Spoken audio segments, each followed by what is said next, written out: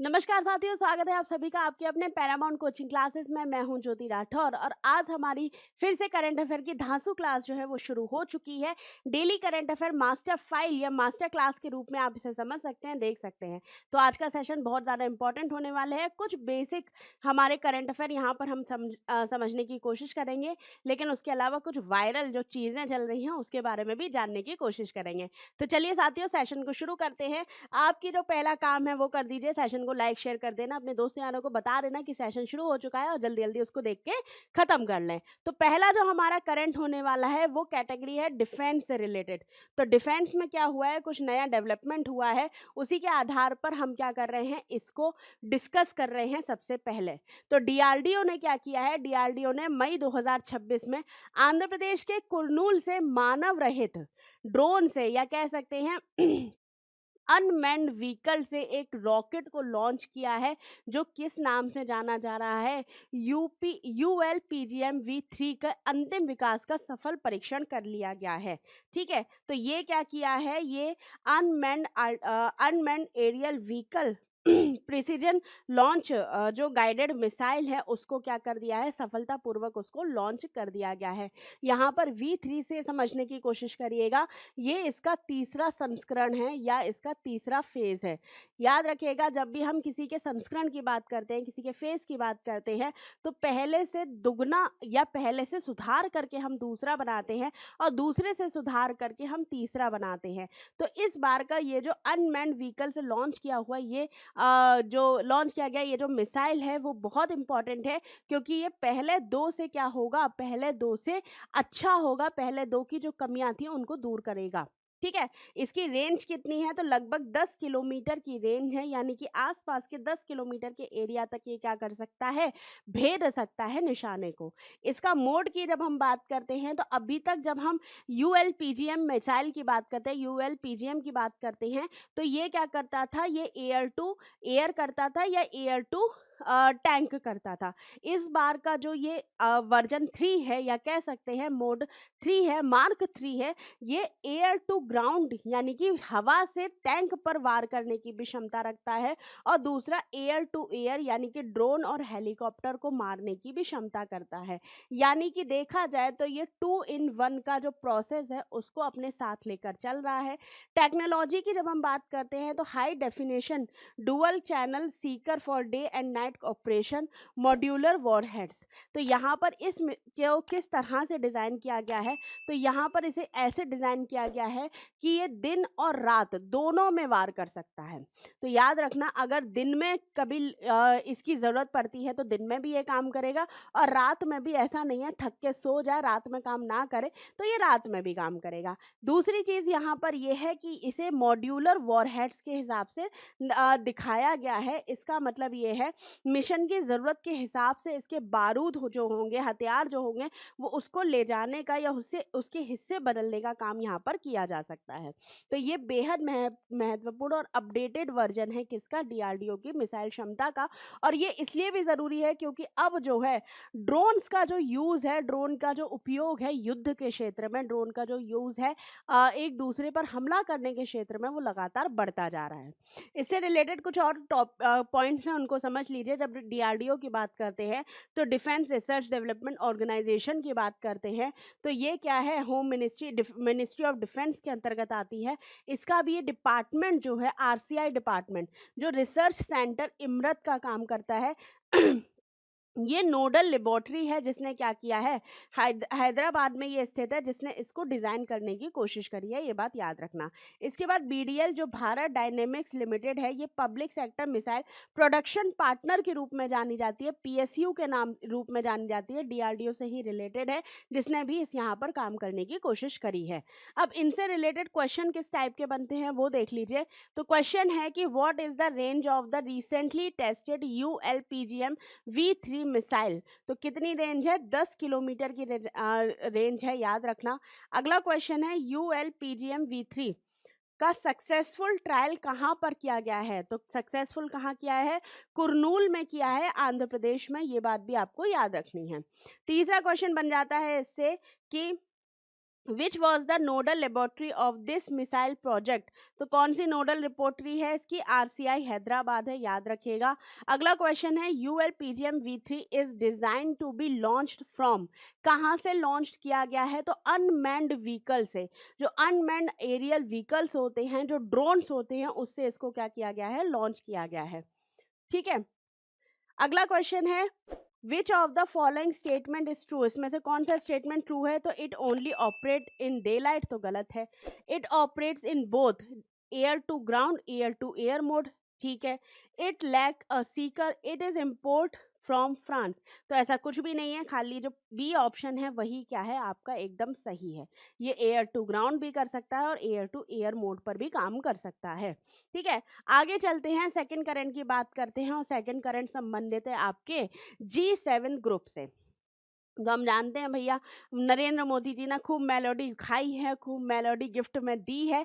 तो अब melody melody तो हो गया है, मेलोडी खाओ खुद जान जाओ। मेरे ख्याल से, मुझे ऐसा लगता है मैंने बचपन में मेलोडी खूब खाई है, मेरी बहुत फेवरेट मेलोडी हुआ करती थी, लेकिन पता नहीं था कि वो इटली तक की भी फेमस हो जाएगी। फिलहाल तो हम बात करते हैं G7 ग्रुप की, क्योंकि 52nd G7 ग्रुप में भारत को इन्वाइट किया गया है। इसका इन्विटेशन तो इमैनुअल मैक्रोन ने एआई समिट के दौरान ही दे दिया था कि मोदी जी आइएगा, हमारे देश में स्वागत है, पधारो हमारे देश में। लेकिन अब इसका ऑफिशियल अनाउंसमेंट भी किया जा चुका है। तो ऑफिशियल अनाउंसमेंट हो चुका है, तो अब हमारे लिए जरूरी हो जाता है। तो India invited 52nd G7 summit. तो ये कहां पर हो रहा है? फ्रांस में हो रहा है। इसीलिए फ्रांस के राष्ट्रपति इमैनुअल मैक्रोन ने भारतीय प्रधानमंत्री नरेंद्र मोदी को 2026 के G7 समिट में विशेष अतिथि के रूप में, एक कह सकते हैं स्पेशल गेस्ट के रूप में यहाँ पे इनवाइट किया है। और ये कहाँ पर हो रहा है? तो फ्रांस के एवियन लेस बेंस में यहाँ पर ये आयोजित किया जाने वाला है। तो जब हम G7 देशों की बात करते हैं, तो G7 का मतलब होता है ग्रुप ऑफ 7। 7 देशों का समूह जिनकी अर्थव्यवस्था अच्छी खासी है, जिनकी अर्थव्यवस्था कह सकते हैं जिनकी अर्थव्यवस्था अच्छी है, मजबूत है, उन देशों का समूह है। तो G7 कंट्रीज की जब हम बात करते हैं, तो इसमें कनाडा है, फ्रांस है, Germany, Italy, Japan, UK, US है, और उसके अलावा यूरोपीय यूनियन भी इसका एक कंट्री सदस्य है। इसका फॉर्मेशन कब हुआ था? 1975 में हुआ था। उसके बाद 76 में इसमें कनाडा जुड़ जाता है। उसके बाद क्या होता है? 1997-1998 में कोल्ड वॉर के खत्म होने के दौरान रशिया इसमें इंक्लूड हो जाता है, रशिया इसमें जुड़ जाता है।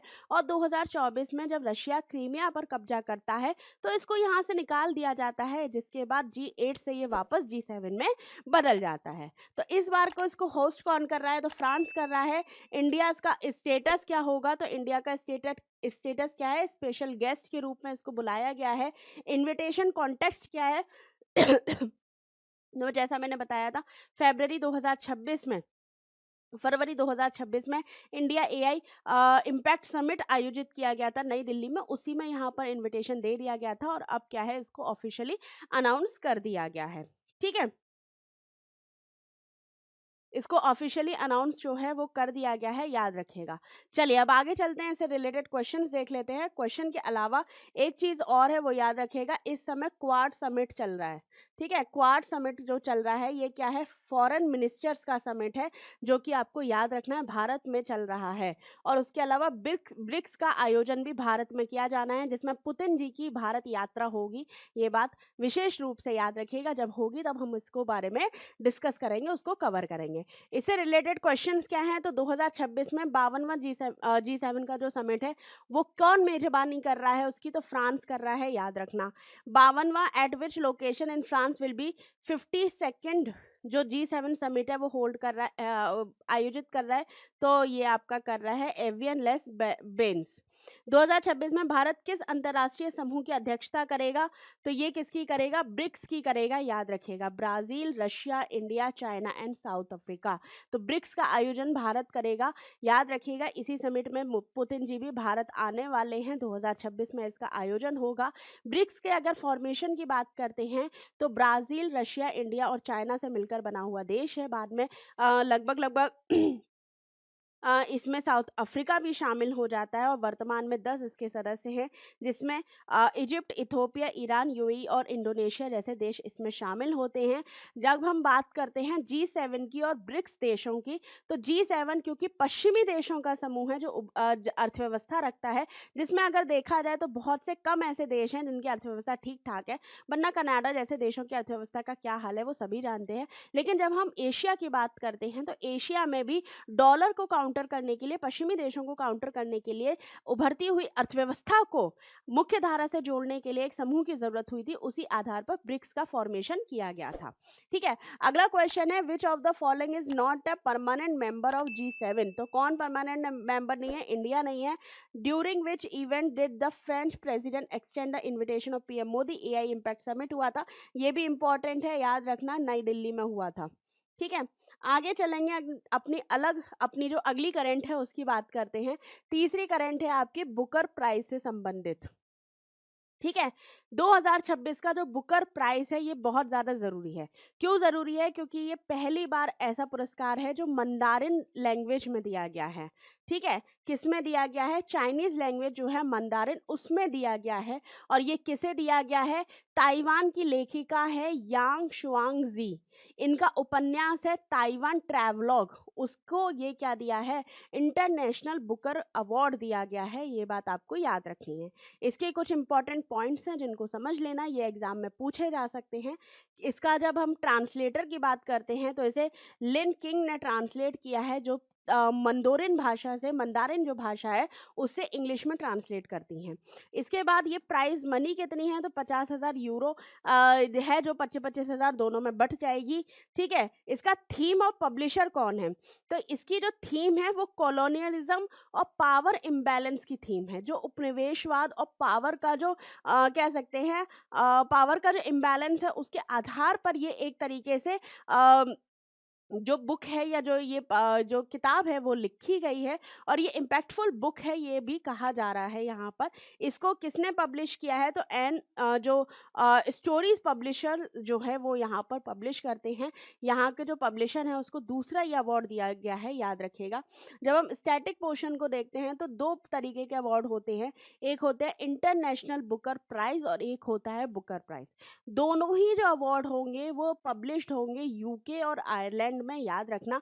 लेकिन बुकर प्राइज जो होता है वो ओरिजिनली इंग्लिश में बना होता है, इंग्लिश में लिखा होता है, उनको बुकर प्राइज देते हैं। और जब कोई क्षेत्रीय भाषा होती है, स्थानीय भाषा होती है, किसी अन्य देश की भाषा होती है, उसको इंग्लिश में ट्रांसलेट किया जाता है तो उन्हें मिलता है इंटरनेशनल बुकर प्राइज। 2025 का जो बुकर प्राइज था वो हार्ट लैम्प को दिया गया था, जो कन्नड़ भाषा में बनाया हुआ एक किताब थी। इसे बानो मुश्ताक ने लिखा था और इसका ट्रांसलेट किया था दीपा भट्टी ने। ठीक है, दीपा भट्टी के द्वारा इसको ट्रांसलेट किया गया था। 2025 में ये अवार्ड दिया गया था, भारत से रिलेटेड है और कन्नड़ भाषा का पहला अवार्ड था बुकर। ठीक है, तो ये इससे रिलेटेड फैक्ट्स हैं। आगे चलते हैं, इससे क्वेश्चन देख लेते हैं किस तरह से पूछे जाते हैं। तो है who has won the 2026 International Booker Prize? तो किसे मिला है? ये मिला है यांग शुआंग जी को। विजेता उपन्यास का नाम क्या है? तो इसका नाम है ताइवान ट्रैवलॉग। ताइवान ट्रैवलॉग उपन्यास की मूल भाषा क्या है? तो मंदारिन भाषा है, याद रखिएगा। चीन की जो भाषा है वो मंदारिन है, चीनी नहीं है, तो उसी में इसको दिया गया है। इस उपन्यास का अंग्रेजी में अनुवाद किसने किया है? तो लिन किंग ने किया है। अंतरराष्ट्रीय बुकर प्राइज और बुकर प्राइज के बीच मुख्य अंतर क्या होता है? तो सीधी सी बात है, इसका अंतर है कि ये ट्रांसलेट फिक्शन और ओरिजिनल इंग्लिश में जो इसका अंतर है वही आपको यहाँ पर देखने को मिलता है। चलिए भाई, आगे चलते हैं, बात करते हैं अपनी चौथी करंट से। और चौथी करंट अफेयर किससे रिलेटेड है? चौथी करंट अफेयर आपकी रिलेटेड है कॉकरोच पार्टी से। तो अभी आपने देखा होगा बहुत ज्यादा कॉकरोच कॉकरोच चल रहा है। 15 मई के आसपास जो भारत के सीजेआई हैं सूर्यकांत जी, उन्होंने एक केस के दौरान यूथ को कॉकरोच कह दिया था। एक तरीके से देखा जाए तो उनके वाक्य को इंटरप्रिटेट किया गया, गलत तरीके से समझाने की कोशिश की गई, समझने की कोशिश की गई। उन्होंने एक तरीके से ये कहा था कि जो यूथ है वकीलों का कुछ केस चल रहा था। उस केस के दौरान बोला था कि जब कोई यूथ होता है, उसको नौकरी नहीं मिलती है, तो वो क्या करता है, सोशल मीडिया पे एक्टिव हो जाता है, आरटीआई डालने लगता है, तो एक तरीके से कॉकरोच की तरह वो काम करता है। तो ये उनका वाक्य था। उन्होंने किस लहजे में कहा था, उसको गलत तरीके से इंटरप्रिटेट किया गया और अंत में जाकर इसको क्या बन जाता है, इतना बड़ा मुद्दा बन जाता है कि ये क्या बन जाती है, एक पार्टी घोषित हो जाती है। अब जब ये पार्टी घोषित हो गई है, तो हमारे लिए जाननी ज़रूरी है, क्या इस तरीके से कोई पार्टी बन सकती है या नहीं बन सकती है। तो अभी हाल ही में कॉकरोच जनता पार्टी बन चुकी है, और जहां तक मैं आपकी क्लास लेने आई हूँ, हो सकता है यहाँ पे इसको बैन भी किया जा चुका है। तो क्या है इसका पूरा मुद्दा, उसे समझने की कोशिश करते हैं। कॉकरोच जनता पार्टी जो सोशल मीडिया पर ट्रेंड कर रही है, राजनीतिक दलों के पंजीकरण कानून आरपीए, जो रिप्रेजेंटेटिव पीपल एक्ट 1951 है, और भारत का स्नातक युवाओं की बेरोजगारी जो रिपोर्ट है, इंटरनेशनल लेबर ऑर्गेनाइजेशन के द्वारा रिपोर्ट जो दी गई है, उस पर ज़्यादा चर्चा यहाँ पर देखने को मिल रही है। तो पहली चीज़ तो याद रखिएगा, हमारे देश में 3 तरीके की पार्टी होती हैं। एक नेशनल पार्टी होती है, एक स्टेट पार्टी होती है, और एक होती है रजिस्टर्ड अनरिकॉग्नाइज्ड पार्टी।